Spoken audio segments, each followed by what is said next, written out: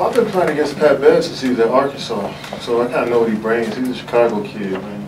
Grew up and raised in the Chicago area, so those dudes play with a different type of grit, you know, so I can appreciate that about Pat. And you know what he's going to bring to the table, you know, just the physicality, the, you know, mucking up the game a little bit with his physicality, his talking, his everything. That's what he brings to each team he plays on. So that's his identity, and they support him with the Clippers. So for me, I know that coming into the series, so I thought it was fun tonight.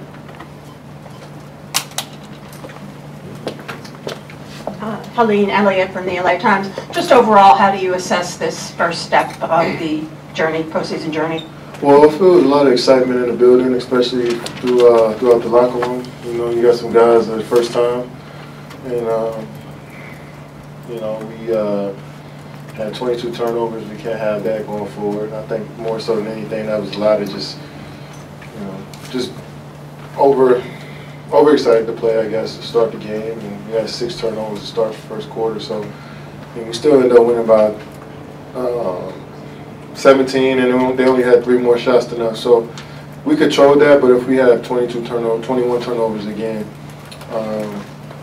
and in the playoffs, I think that would be a tougher game for us. But overall, solid first game.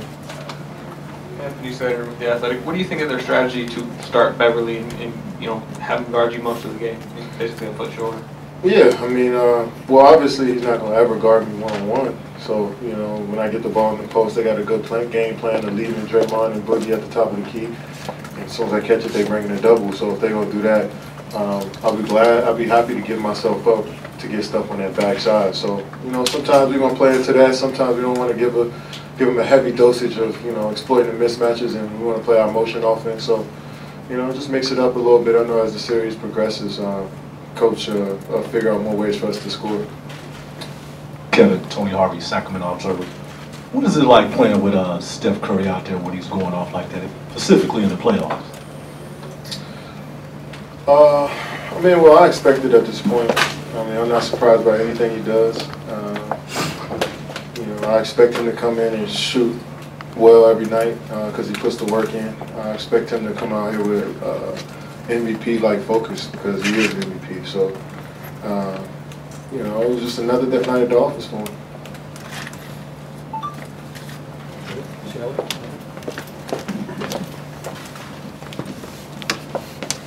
Don't hurt yourself. How much do you worry about technicals? Because you only get, what do you say, 4 of 7? Do you worry about that at all? No, I can control myself. Chris Hamer, somewhere open behind you there.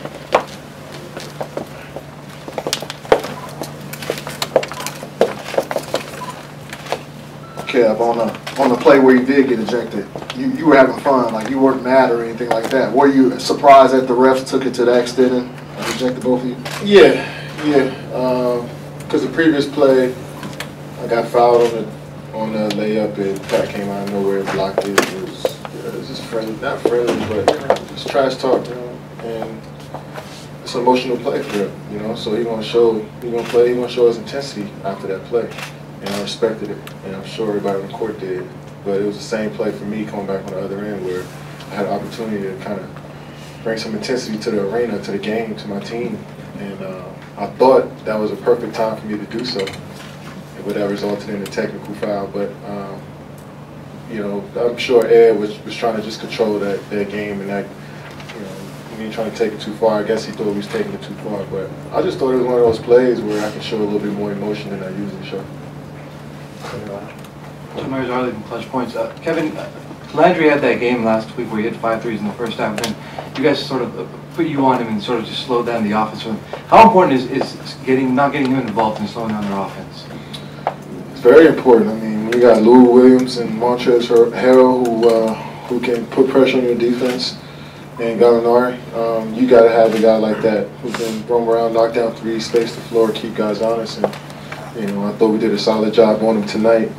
1 for 6, 3 points. I mean, it's a great job, but we know he's still simmering, he's still ready to knock down shots, you know, so we got to be aware of him from the start of the game next game.